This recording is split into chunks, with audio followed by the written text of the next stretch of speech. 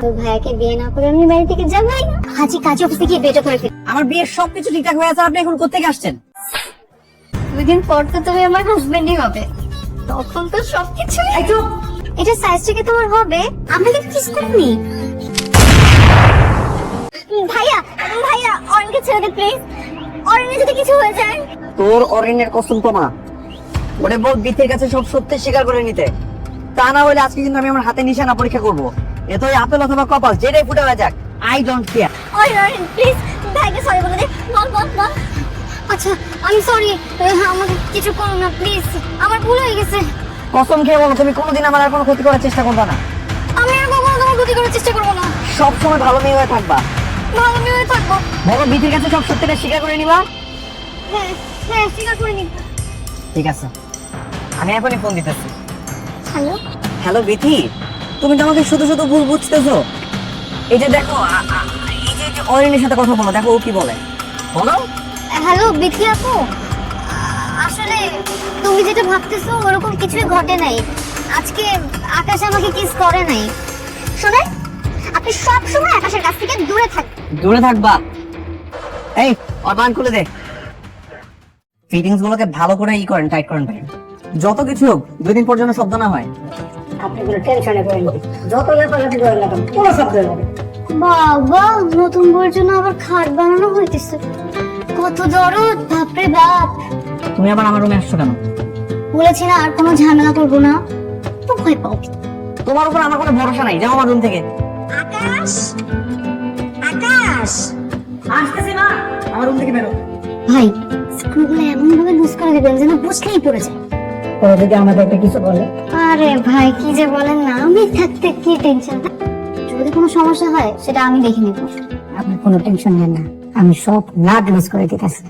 কি ব্যাপার, এত রাতে আপনি আকাশের বেডরুমে কি করেন? আসলে নিজেদের ব্যক্তিগত কথা মানুষকে বলে সেগুলো তো নজর লাগে, তাই বলতে চাচ্ছি না। আকাশ কোথায়? ওর কাজ করুন। আকাশ খুব ক্লান্ত, ঘুমাচ্ছে। আচ্ছা দাঁড়ান দেখাই। দেখেছেন? আর শুনেন, আপনার কাজ নাই থাকতে পারে কিন্তু বাকিদের কাজ ঠিকই আছে, তাই রাত বিরাতে ফোন দিয়ে ডিস্টার্ব করবেন না। সবাই একটা চরিত্রহীন, রাতে আরেক মেয়ে নিয়ে ঘুমাচ্ছে আর আমাকে নাকি বিয়ে করবেন। বাটপার কথা। Tata, bye bye. আমার জীবনের 12টা বাজে, এখন কোথায় পালাচ্ছ? আমি কিছু করিনি সত্যি। কিচ্ছু করো নাই তাই না? একটা অবিবাহিত মেয়ে হয়ে আমার রুমের মধ্যে কি করছিলে রাতে বেলায়? কে বলছে তোমাকে এসব মিথ্যা কথা? আমি তোমার রুমে যাই নাই। একদম মিথ্যা বলবো না, তোমার আমার ভালো মতো চেনা হয়ে গেছে। ওঠো, চলো বাসায় চলো। না, কেন? বাসে যাওয়ার পর যদি তুমি আমাকে পরে মারো। এই এখন মায়ের ভয় লাগতেছে? রাতের বেলায় আমার ফোন দিয়ে আমার বুবু বউকে যখন উল্টাপাল্টা কথা বলছো তখন মায়ের ভয় ছিল না? চলো বাসায় চলো, আমার মামাও তোমার সাথে কথা বলবে। চলো। না না, তাহলে তো আরো যাবো না। যাওয়া যাবে না, আঙ্কেল আন্টি আমাকে মেরেই ফেলবে। ও আচ্ছা, এখন খুব মায়ের ভয়। চল। প্লিজ দেখো, আমি এই চুপ। হাই মেই, তুমি কি বলো তো? একটা মেয়ে হয়ে এরকম লজ্জাজনক কাজ করতে তোমার একটু বাধলো না? আর তোমাকে তো আমি আমার একটা মেয়ে ভাবতাম। Sorry aunty. সরি? এই সরি কিসে? হ্যাঁ, তোমার জন্য, এই তোমার জন্য আমাদের ফ্যামিলির মান সম্মান সব নষ্ট হয়ে গেছে। পাত্রীপক্ষের কাছে আমরা খারাপ হয়েছি। আচ্ছা, তোমার কি এইটুকু কমন সেন্স নেই? মা, এত সুন্দর করে কথা বলে কি হবে? দুইটা কড়া কথা শুনে বাসা থেকে বের করে দাও না। শোনো মা, তুমি যে সমস্যার সৃষ্টি করেছ সেটা অনেক অনুরোধ করে সমাধান করেছি। তাছাড়া বিনা কারণে কেন তুমি সমস্যার সৃষ্টি করতে যাবে? তুমি এই বাড়িতে আসার পর থেকে আমি বারবার তোমাকে সাবধান করেছি, শুনেছো? একটিবারও শোনোনি। তুমি সব সময় সারাক্ষণ তোমার মাথার মধ্যে একটা শয়তানি চিন্তা ভাবনা নিয়ে থাকো।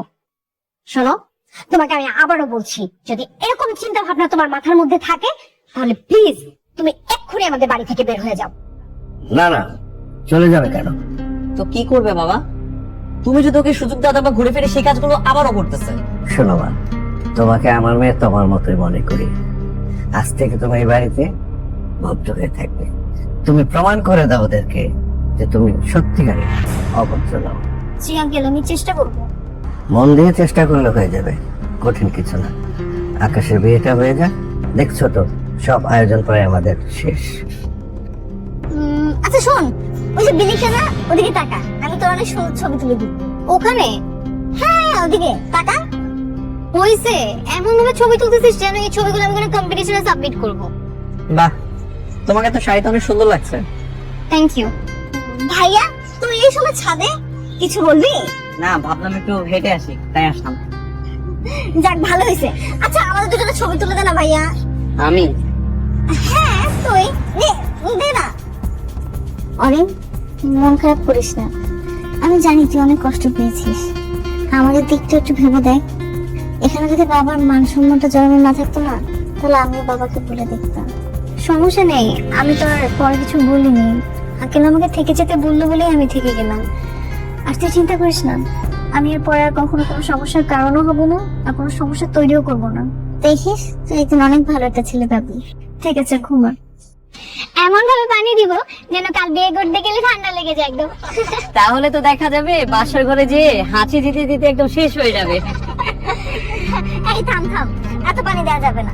কালকে বিয়ে, যদি ঠান্ডা লেগে যায় আরেক কাহিনী। কি ব্যাপার, সবাই শাড়ি পরেছে, তুমি শাড়ি পরো নাই কেন? যখন মন ভালো ছিল তখন শাড়ি পরেছিলাম, যেদিন আবার মন ভালো হবে ওই দিনই শাড়ি পরবো। ও আচ্ছা। ভাইয়া বেচারিকে তো একদম ছেঁকে দিয়ে দিবি, মনে মনে কষ্ট পাচ্ছে মনে হয়। মাঝে মাঝে কষ্ট পাওয়া ভালো, শরীরের মন দুটার জন্যই ভালো। বিবাহিত ছেলেদের সাথে প্রেম করলে কষ্ট তো পেতেই হবে, তাই না? হ্যাঁ আমিও তো অবিবাহিত ছেলেদের তো চোখেই পড়ে না। কিরে শুরু করছ, পানি ঢাল। কিরে কিছু বলবি? হ্যাঁ বলতে তো এসেছি, কিন্তু কিভাবে বলবো বুঝতে পারছি না। ওরে বাবারে, মনে হয় জীবনে প্রথমবার আমাকে কিছু বলতে আসছিস। ব্যাপারটা নিজের বলে ভাবতাম না, কিন্তু অন্যের তো, তাই একটু ভয় পাচ্ছি।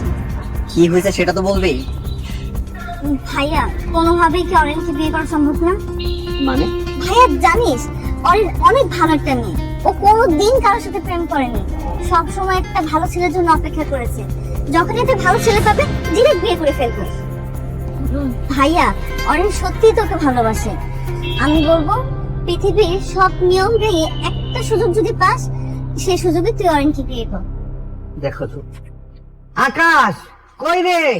আর কতক্ষণ? দেখো তো ছেলেটা এখন হচ্ছে না। আরে কি সমস্যা, কি এত চিল্লাতেছো কেন? হ্যাঁ আরে একটু ভালো করে রেডি হবে না? আপনার আজকে বিয়ে, আর বিয়ে কি প্রতিদিন হয় মানুষের? হ্যাঁ এমনিতেই দেরি হয়ে গেছে। আচ্ছা দাঁড়াও দেখছি। আত্মীয় স্বজন সে কখন কমিউনিটি সেন্টার গিয়ে বসে আছে, আমরা এখন ছেলে না যেতে পারিনি। চলো তাড়াতাড়ি। হয়েছে তো, চলো এখন। আম্মু আব্বু বলো না তো তোমাদের ছেলেকে কেমন লাগছে? মাশাআল্লাহ খুবই সুন্দর লাগছে। দেখতে হবে না ছেলেটা কার?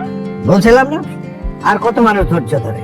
হ্যালো, এই তো আমরা রেডি, আমরা চলে আসতেছি এখনই, বেশিক্ষণ লাগবে না। আর আসতে হবে না, স্যারের মেয়ে তার বয়ফ্রেন্ডের সাথে পলাই চলে গেছে। কি বলেন এসব? স্যার আপনাদেরকে সরি বলছে। আমি বলছিলাম যে তোমার সমস্যা কিছু হয়েছে। মেয়ে তার পছন্দের ছেলের সাথে পালিয়ে গেছে, এ বিয়ে হবে না, আমাদের আর যেতে হবে না। বাবা আমি যা বলি শুধু আমার কথার সাথে প্রাণ মিলাও, সামনে অনেক মানুষ। বাবা আমি ভাবছি যে আমি এই বিয়েটা করবো না, আমি বিয়ে করলে বিথিকে না অরিনকেই করবো। মা তোমাদের কোনো আপত্তি নেই তো? না না, কিসের আপত্তি? আর কোনো আপত্তি নেই। অরেন তো দেখতে খুবই সুন্দর, ভালো মেয়ে।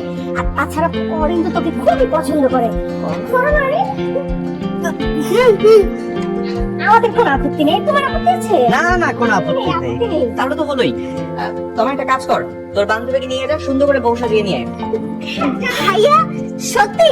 আরে হ্যাঁ হ্যাঁ সত্যি, যা যা তাড়াতাড়ি রেডি করো ওকে।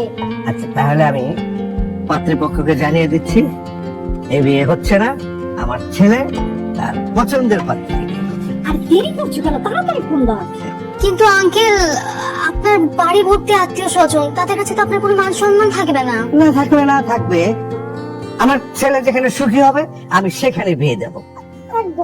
দাও তোমার বাবার নাম্বারটা একটু দাও আমাকে। বাবা দাঁড়াও, এ নাও বাবা আঙ্কেলের নাম্বার। তোমরা কথা বলো, আমি ওকে রেডি করে নিয়ে আসছি। যা তাড়াতাড়ি যা। এই চল চল তাড়াতাড়ি। হ্যালো ভাই সাহেব, তুমি জিতে গেলে, অবশেষে তোমার আর আমার বিয়েটা হলো। কেন জানি না আমার সবসময় মনে হতো যে একদিন আমি তোমাকে পাবোই, অবশেষে পেলাম। তোমার মতো এরকম কনফিডেন্স সবারই থাকা উচিত। তবেই না সফলতা আসে বলো।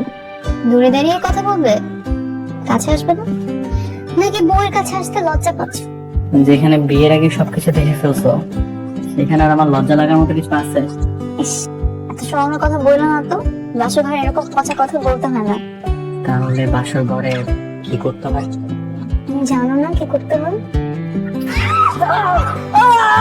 আমার মা যে ভেঙে গেল, আমার পা ভেঙে গেছে। আমাকে তোলো। দাঁড়াও দাঁড়াও দাঁড়াও, ওঠো ওঠো ওঠো ওঠো। এ কোনো কথা বলো তো, বাসর ঘরে খাট ভেঙে গেছে, মানুষজন শুনলে কি বলবে? কিন্তু আমরা তো কিছুই করিনি, শুধুমাত্র বসেছি আর অমনি ধপাস। সেটা তো তুমি আর আমি জানি, বাইরের মানুষ তো জানে না। তারা ভাববে নতুন বিয়ে করছি, নতুন বউ পেয়ে একদম ধৈর্য হারা হয়ে যাতা। কি রে আকাশ, কিসের শব্দ হলো? শোনো মা, তারা আসতেছি।